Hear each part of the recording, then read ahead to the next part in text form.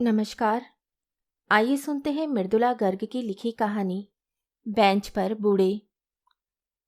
बूढ़े पार्क की बेंच पर बैठे या आईआईसी के लॉन्ज में, खास फर्क नहीं।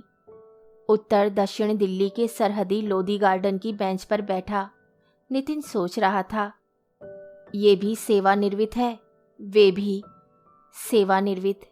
क्या आन बान वाला शब्द है, जैसे बंदा सारी उम्र सेवा करके अपनी मर्जी से निर्वित हुआ हो। अंग्रेजी प्राय रिटायर में वह शान नहीं झलकती, बल्कि गाड़ी के रिटेड टायर की याद हो आती है। पर शब्द से क्या होता है, अर्थ दोनों का एक है, घर से निष्कासित। जैसे नितिन, कभी नितिन सोलंकी हाल में सेवानिवृत्त हो मात्र नितिन, या वह भी नहीं, केवल पापा या दादा। कितनी चिढ़ है उसे पापा शब्द से, अजब निरर्थक संबोधन है, जैसे गार्डन या पार्क। अरे भाई, बगीचा या बाप कहते जबान गलती है क्या? कहो तो उसके पोते पोती समझे ही नहीं। सब कहते हैं ना, बड़े बड़े हिंदी के विद्वान भी, हिंदी बदलेगी तो चलेगी, यानी अंग्रेजी शब्दों का घालमेल करके बोलो तो लंगड़ा कर चल देगी कुछ देर और, नितिन की जिंदगी खत्म होने तक जरूर। ठीक है, वे नाहक अपना भेजा क्यों खराब कर रहा है? खासी बढ़िया अंग्रेजी जानता है। जो नहीं जानते, उद्यान और उपवन में फर्क किए बगैर किसी भी मैदान को पार्क या गार्डन पुकारते हैं। उसे भी उनकी चाल चलना पड़ता है। 100 पेड़ फूलों से लदा इतना बड़ा मैदान हुआ गार्डन, और मोहल्ले की नन्ही सी खुली जगह हुई पार्क। हुआ करे, वे अपना भेजा फ्राई क्यों कर रहा है? और कुछ फ्राई रहा जो नहीं जिंदगी में। फ्राई उसे इस उम्र में चलता नहीं।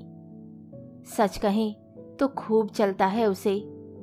उसकी बहू मान्या मानती है नहीं चलना चाहिए, सो रोज घोड़े के खाने लायक भूसा। चलो भाई सही, ओटा कर धर देती है सामने। कहती है ओट्स हेल्थ फूड है, जरूर होगा, घोड़े खाते हैं। कभी किसी घोड़े को दिल का दौरा पड़ते सुना? स्वाद बदलने को वह हंसोड़ वाक्य सोचता है, कहता नहीं। असल बात कौन नहीं जानता, बाजार से डिब्बा बंद आता है, घोल घोटने में 5 क्षण नहीं लगते। जिसे पकाने में मेहनत ना लगे, वह बनाने वाले की सेहत के लिए मुफीद हुआ ना। पता नहीं वह बेस्वाद खाना सिर्फ बूढ़ों के लिए सही क्यों है। जवान और बच्चों को चलता है। दुकान से आया पिज्ज़ा और फ्राइड प्रॉन। कहते हैं उनके खेलने खाने के दिन है, हाल में सेवानिवृत्त हुए अधेड़ क्या करने के दिन है? बहू और उसकी रसोईदारिन के सेहत बनाने के। नितिन सोलंकी ने जरूर कहा था, अकल के अंधो, तुम अपने बच्चों से ऐसे बात क्यों करते हो, जैसे ये तुम्हारे अंग्रेज बॉस हों। सिर्फ नौकर और दादी ही रह गए हैं हिंदी बोलने को, जैसे साले गोरे साहबों के खानसामा या साइस। बेचारी उसकी भली पत्नी भागवती भली थी, तभी उसके सेवानिवृत्त होने से पहले जीवन निर्वित हो गई। पुरानी चाल की औरत थी। ध्रुव के पैदा होने के बाद ज़्यादा दिन नौकरी नहीं की। बेटे को पालने पढ़ाने, हर तरह लायक बनाने की खातिर जवानी में ही सेवानिवृत्त हो गई। वह फिक्स से हस्तिया, सेवा से नहीं, घर के भीतर सेवा करने के लिए बाहर से निर्वित हुई थी। बेटा बड़ा हुआ तो पोते पोती की सेवा में जुट गई। बहू मान्या दफ्तरी ओहदे पर आसीन थी। जनसेवा छोड़ गृह सेवा करने वाली थी नहीं। भली थी उसकी बीवी या बेवकूफ़, जो अच्छी भली नौकरी छोड़ माँ बनने के जंजाल में एक नहीं 2 पीढ़ियों तक फंसी रही। ध्रुव की शादी के बाद नितिन ने कई बार तजवीज़ रखी कि जवान जोड़ा अपनी गृहस्थी अलग बसाए, अधेड़ दंपति अलग। पर मान्या ने इतने स्नेहिल और विनीत भाव से मनुहार की, प्लीज़ हमारे साथ रहिए। बच्चों को जो एक के बाद एक 3 बरस में 2 हो लिए, दादा दादी की संग साथ की सख्त ज़रूरत होती है। ऐसा आजकल की तमाम मनोवैज्ञानिक स्टडीज़ कहती हैं। उसकी विनय और अभ्यर्थना के सामने उसकी भोली पत्नी ही नहीं, खुर्राट दफ्तरी बाबू खुद वह नतमस्तक हो रहा। यह ना समझा कि वे चले गए तो मान्या को नौकरी छोड़नी पड़ेगी या बच्चों की देखभाल के लिए ऊंची तनख्वाह पर हाउसकीपर रखनी पड़ेगी। आजकल कुछ कम ऊंचे ओहदे वाले आया को हाउसकीपर और ज़्यादा ऊंचे ओहदे वाले गवर्नेंस कहते हैं। दादी को अलबत्ता ग्रैनी कहने भर से बिना वेतन काम चल जाता है। अपने बचाव में वे कहे तो क्या, काफ़ी दिनों तक उसे भगवती भली ही लगी थी, बेवकूफ़ नहीं। जब रोज नाश्ते में भरवा पराठा या मूंग दाल का चीला गर्मा गर्म बनाकर खिलाती, ध्रुव भी तारीफ करता ना अघाता।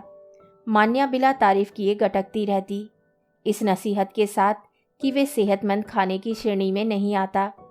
फिर भी भली थी उसकी बीवी, जो पलटकर नहीं कहा, भली मानुस, तुम नहीं ना खाओ, मैं तुम्हारे नहीं अपने पति पुत्र के लिए बना रही हूँ।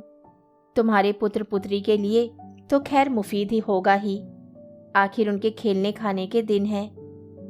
यह बाजार का पिज्ज़ा और Chinese fried rice, chilli prawn वगैरह भागवती के जीवन निर्वित होने के बाद आने शुरू हुए थे। जब तक वह थी, नई पीढ़ी की फरमाइश पर टीवी के पाक कला कार्यक्रमों से सीख चाउमीन, चॉप सुई, पास्ता, प्रॉन करी और जाने क्या क्या घर पर बना दिया करती थी।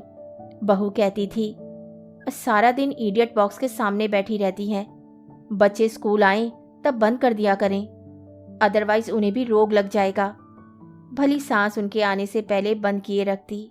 बच्चे अपनी मर्जी से भद्दे भोंडे रियलिटी शो लगाकर बैठ जाते तो वे इडियट कैसे कहती कि पाक कला सीखना इससे तो कम इडियोसी का काम था।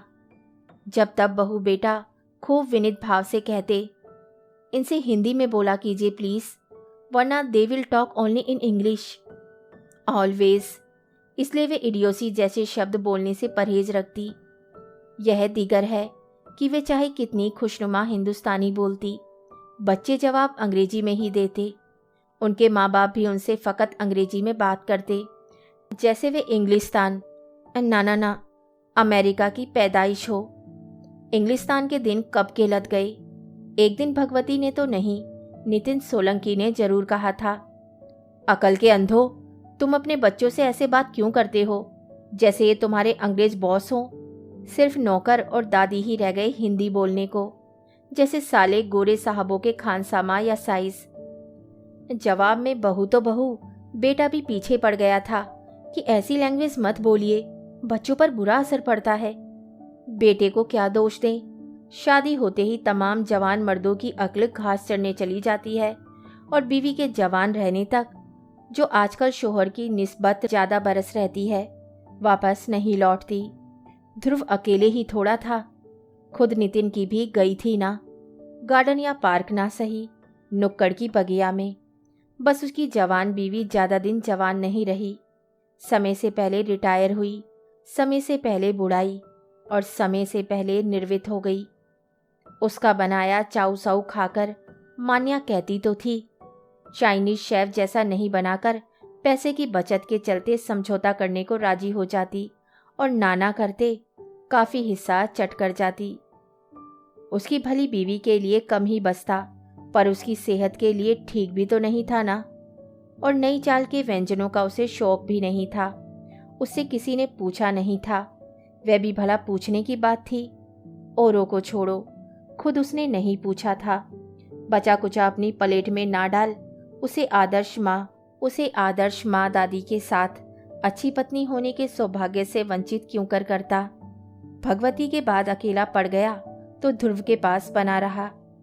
अपने निर्णय स्वयं लेने का अभ्यास तब तक मिट चुका था। ध्रुव के ऊंचे ओहदे की वजह से ही सेवानिवृत्त नितिन सोलंकी आईआईसी से सटे भव्य लोधी गार्डन की बेंच पर बैठने का सौभाग्य पा सका। उसका बंगला पास ही काकानगर में था। उसके बेचारे साथी डीडीए की एसएफएस या एमआईजी कॉलोनी में बने छुटभैया पार्क की बेआराम बेंच पर बैठने को अभिशप्त थे। बेचारे वे थे या नितिन। वे 5-6 के गोल में देश के बिगड़ते हालात और नई पीढ़ी की बढ़ती उच्च श्रृंखलता की निंदा करके वक्त जाया करते। लंबे चौड़े हवादार लोधी गार्डन में हरियाली और आरामदेह बेंच जरूर थी, पर नितिन को वक्त अकेले जाया करना पड़ता था। शनिवार रविवार को झुंड के झुंड लोग पिकनिक मनाने आते, पर नितिन की हेलो का जवाब तक देना गवारा ना करते। बाकी शाम ट्रैक सूट में लेस जॉगर्स या वॉकर्स के बतियाने का सवाल ही नहीं उठता था। वॉक यानी सैर नितिन भी करता था। मध्यम चाल चलतों से हाय हेलो हो जाती, पर ऐसे लोग वहाँ कम आते थे। लोधी गार्डन के पास के बंगलों में सेवानिवृत्त बूढ़ों के रहने का चलन शायद नहीं था। ऊंचे ओहदेदार माँ बाप क्या करते थे वह जान नहीं पाया, पर इतना जरूर जानता था कि बेटे के सदस्य होने पर बाप आईआईसी के लॉन्ज में नहीं बैठ सकता था, यानी उसकी औकात आईआईसी में बैठने की नहीं थी। 2-4 बार गया जरूर था। दोबारा दोस्तों की तलाश में निकले, हाल में सेवानिवृत्त हुए एक जमाने के साथी बाबू बीके के साथ। अहमक नितिन सोलंकी ताउम्र बाबू बना रहा। चतुर सुजान बनवारी कपूर पदोन्नति पर पदोन्नति कर सेल्स विभाग में अफसर बीके बन गया। उस मुकाम पर पहुंचकर उसे आईआईसी की जीवन पर्यंत सदस्यता मिल गई। सेल्स विभाग में जाने का निहितार्थ कौन नहीं समझता। मृदुभाषी और चालाक होने के साथ बीके दुनियादार भी था, अभिधा में कहें तो बेईमान। पहली मर्तबा शनिवार की दोपहर बीके से मुलाकात ओचक हुई थी। अब नितिन लोधी गार्डन के गेट से अंदर घुस रहा था। चलो वहां बैठते हैं, बीके ने आईआईसी की तरफ इशारा करके कहा था। चलते समय उसका फ़ोन नंबर मांगा तो उसने ध्रुव के घर का नंबर दे दिया। यह तो लैंडलाइन है, मोबाइल नहीं है तेरे पास? नंबर अपने मोबाइल में भरते हुए बीके ने पूछा था। उसके ना कहने पर हो कर हंसते हुए कहा था, मोबाइल तो आजकल भिखारियों तक के पास होता है, मेरे पास है ना, कर लेना कभी भी, यहीं मिलेंगे। हंसी के बावजूद नितिन को बुरा लगा था। ईमानदार लोगों के साथ यही दिक्कत है, सच का बुरा मान जाते हैं। ऐसा नहीं था कि नितिन धर्मराज युधिष्ठिर का अवतार था। यूं धर्मराज कौन कम दुनियादार थे। क्या ठाठदार झूठ बोला था कुरुक्षेत्र में, न सच न झूठ, एकदम बीके की सेल्स पिच की तरह दुनियादार। ये सच था कि नितिन को ढंग से झूठ बोलना आता ना था। कोशिश करता तो बनता काम बिगड़ जाता, बिगड़ा बिगड़ा रहता ही। उससे बेहतर झूठ तो भोली भागवती बोल लेती थी, जो कटहल की तरी को चिकन तरी बतलाकर परोस देती और किसी उल्लू के पट्टे को जरा शक ना होता। बजट में बचे पैसों से पकोड़े, टिकिया, दम आलू, कचौड़ी जैसे गैर सेहतमंद देसी व्यंजन बना डालती, जिन्हें दूर दूर करते सब चट कर जाते। भागवती के लिए जरा मरा ही बच पाता। क्या विडंबना थी कि सभी तरह के देशी विदेशी गैर सेहतमंद खाने से जबरन परहेज कर हेल्थ फूड खाकर भागवती सबसे पहले परलोक सिधारी। नितिन समेत तमाम उल्लू के चरखे गलत खाकर भी अच्छे भले हैं। बुरी बात, उसने अपने को दुत्कारा। गाली देकर बात नहीं करनी चाहिए, देनी नहीं, सिर्फ खानी चाहिए। हाँ, तुरंत बीके की आवाज आई। वह वहाँ नहीं था। आईआईसी का जीवन पर्यंत सदस्य। हरामजादा लॉन्ज छोड़ उद्यान की बेंच पर क्यों बैठता? आवाज उसके भीतर से आई थी। आजकल जब तब बीके भीतर घुसकर बोला करता है। अकेलेपन से निजात पाने का अच्छा तरीका है। पहली मुलाकात के बाद कुछ दिन तक नितिन बुरा माने इंतजार करता रहा कि बीके फोन करेगा। नहीं किया तो जब मैं परिवार ध्रुव छुट्टी मनाने दिल्ली से बाहर था, एक कटकनी अकेली शाम, उसने बीके का नंबर मिलाया। आजा कल 11 बजे, मैं बाहर दरवाजे पर मिल जाऊंगा, उसने कहा। 11 नहीं, शाम 5 बजे, नितिन ने कहा। अगले दिन ध्रुव को लौटना था। दिन में काम वालियां आती जाती रहती हैं, शाम को बच्चों के लौटने पर ही आ पाऊंगा। बीके मान गया था। नितिन ने थोड़ा झूठ बोला था। काम वाली रहती पूरा वक्त घर पर थी, पर दोपहर को आराम करती थी। आमतौर पर वह मान्या ध्रुव के घर लौटने पर 6-7 बजे बाहर निकलता था। लोधी गार्डन 8 बजे तक खुला रहता था, पर चाहता तो 5 बजे निकल सकता था। लाइफ मेंबर होने के बहुत फायदे हैं, बीके ने उसे समझाया था। खुराफात में पड़ने पर सालाना सदस्य की सदस्यता आसानी से खत्म की जा सकती है। लाइफ मेंबर की करो तो सवाल उठना लाजमी है कि लाइफ मेंबर बनाया क्या सोचकर था। इसीलिए आईआईसी ज़्यादातर बूढ़ों को जिंदगी भर के लिए सदस्य बनाता है। खुराफात में पड़ने का डर लगभग खत्म हो चुका होता है, ज़्यादा जिंदा रहने का भी। और इसीलिए नितिन ने हाजिर जवाबी में पहली बार बीके को मात देकर कहा था, वे आराम से खुराफात करते रह सकते हैं और जीते भी ज़्यादा हैं। भागवती के गुजरने के बाद वे समझ गया था कि गैर खुराफाती जन सेहतमंद खाना खाकर भी कम जीते हैं। सोचा जाए तो भागवती थी भागवान, जल्दी सी धारी तो उसकी तरह पार्क में बैठकर या घूमकर अकेली शामें गुजारने की नौबत ना आई। सोचा जाए और करने को था क्या नितिन के पास, सोचने के सिवा। बेंच पर बूढ़े ज़्यादा दिखते हैं, बुढ़ियाँ निस्बतन कम। तर्क सम्मत था। चूंकि हिंदुस्तानी मर्द औरत की तरह घर के काम में हाथ नहीं बटा पाता, इसीलिए बुढ़ापे में उसका मूल्य और कम हो जाता है। घर का काम एकमात्र काम है जिससे बंदा कभी रिटायर नहीं होता। अजब शय है हिंदुस्तानी मर्द, सारी उम्र औरत के भरोसे राज करके इतना निकम्मा हो जाता है कि बुढ़ापे में भरवा पराठा या मूंग दाल का चीला दूर रोटी दाल पुलाव पकाकर भी घर के लिए जरूरी नहीं बना रह सकता। हद से हद पोते पोती की उंगली पकड़ या बच्चा गाड़ी ठेल घुमाने ले जा सकता है या फल तरकारी की खरीदारी कर सकता है। नितिन के पोते पोती उतने छोटे नहीं थे कि घुमाने ले जाए जा सकें। घर पर रहते भी उनसे बात कम होती थी। अब वे टीवी छोड़ कंप्यूटर पर यूट्यूब में उत्तेजक फिल्में देखते हैं। माँ बाप चुगद इतने ऊंचे ओहदों पर पहुंच लिए हैं कि बच्चे क्या कर रहे हैं देखने का वक्त नहीं है। पर्दे के पीछे खड़े रहकर एक बार उसने एक फिल्म के कुछ दृश्य देखे थे। पल भर को सोचा, ब्लू फिल्म इसी को कहते हैं क्या? पर इतना गब्दू नहीं था, जल्द समझ गया कि उसके ज़माने में इस खुराफात को सनसनीखेज भले मान भी लिया जाता। वाकई ब्लू फिल्म वह नहीं थी, फिर भी वयस्क जरूर थी, कुछ ज़्यादा ही वयस्क। स्कूली बच्चों के माकूल बिल्कुल नहीं। पर उसने कुछ कहा नहीं था, जानता था बच्चे दुनियादारी में इससे 21 थे।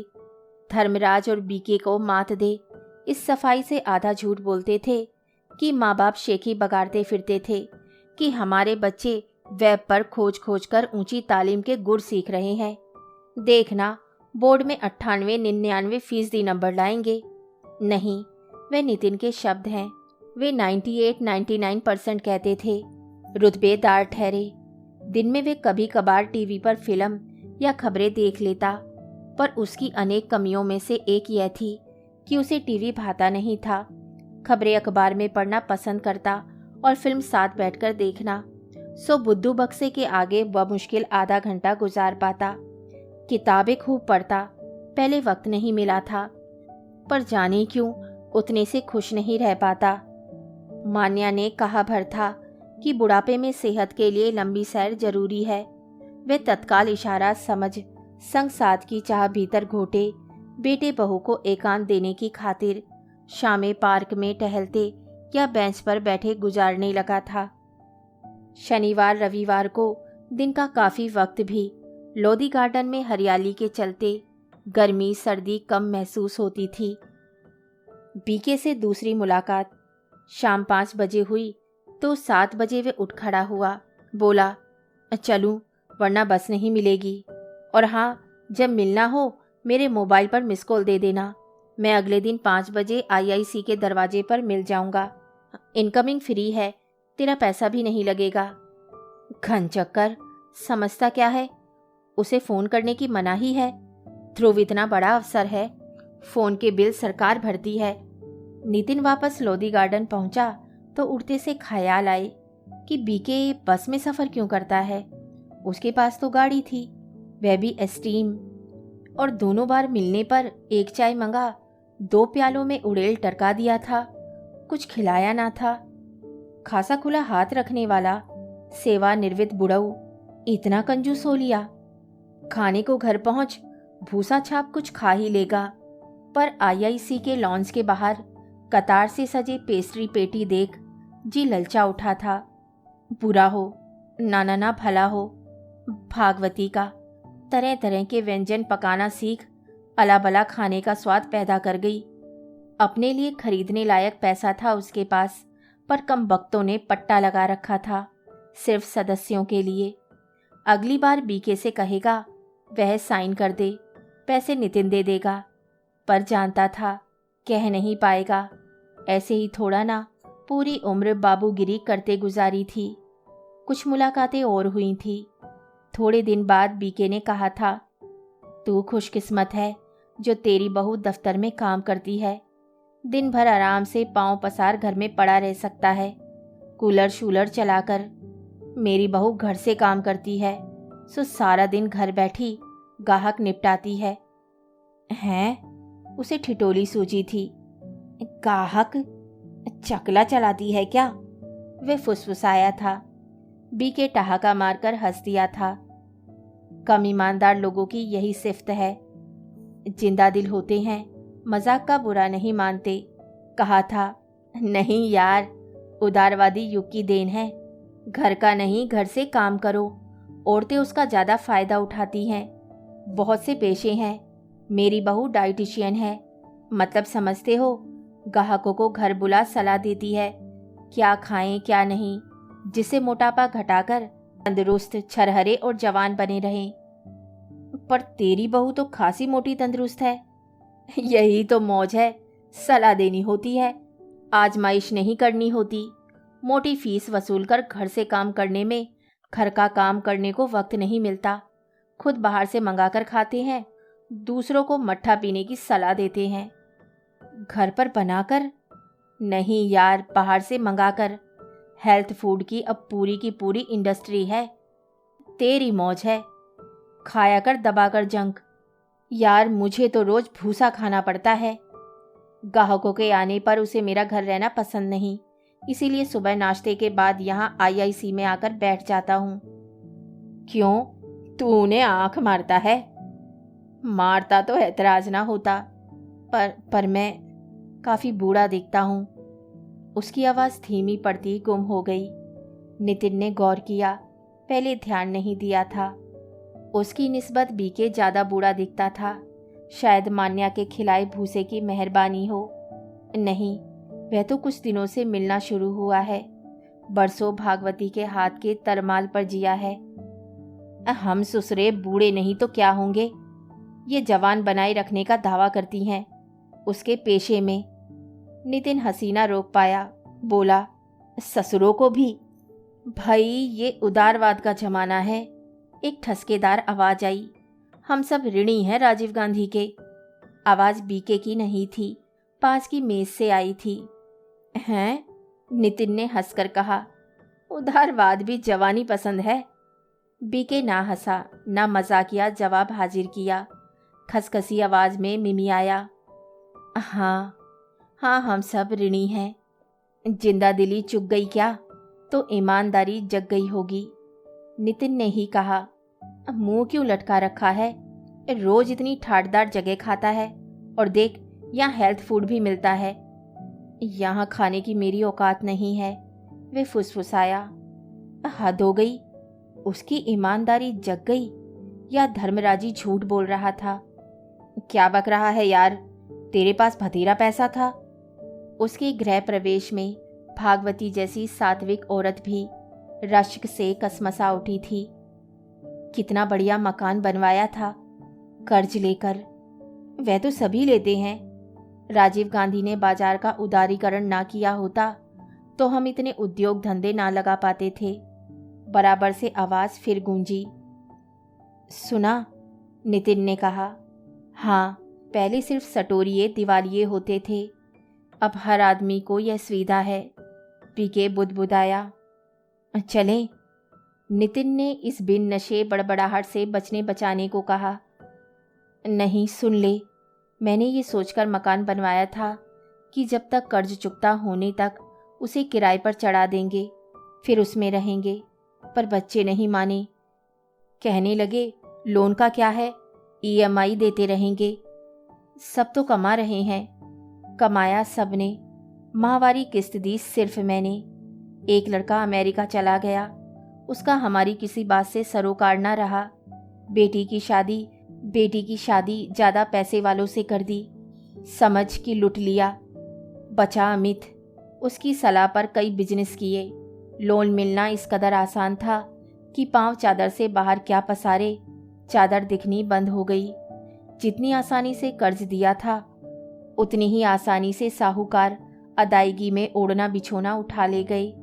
जो कतरन बची बीमारी में खर्च हो गई। मैं दिवालिया हो गया। मकान बच रहा क्योंकि पहले ही अमित ने खरीद लिया था। अब मैं हूँ और आईआईसी की सदस्यता। जिस तिसकी मेज पर बैठ जाता हूँ, एक आध प्याले चाय का जुगाड़ हो जाता है। बीमारी क्या हुई थी? कैंसर। अब ठीक हूँ। उदारीकरण का करिश्मा है कि हम हिंदुस्तानी की औसत उम्र इतनी बढ़ गई। हर तरह की देसी विदेशी चिकित्सा उपलब्ध है। बराबर की मेज चूहों की। भूतपूर्व मंत्री है, बीके ने मरी आवाज में कहा।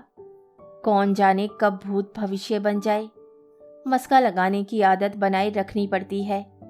नितिन की समझ में नहीं आया क्या कहे। तभी बैरा बिल ले आया। कुल 9 रुपए का था। सुस्त भाव से बीके ने हस्ताक्षर कर दिए। बैरा चला गया तो नितिन ने बीके का हाथ थाम कर कहा, बुरा ना माने तो एक बात कहूँ, पैसे मुझे देने दे, साइन तू कर। जेब से 10 का नोट निकाल उसे थमाते हुए जोड़ा। हम मिलते रहेंगे। मुझे गर्मी सर्दी बगीचे में बैठने में कष्ट होता है। यहाँ एसी है।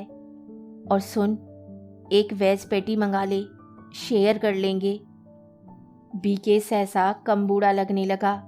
बोला, कितना इंतजार करवाया यार तूने, अक्ल की बात सुनाने में। कहानी सुनने के लिए धन्यवाद। तो इसी के साथ मैं आपसे विदा लेती हूँ और कल फिर मिलती हूँ एक नई कहानी के साथ।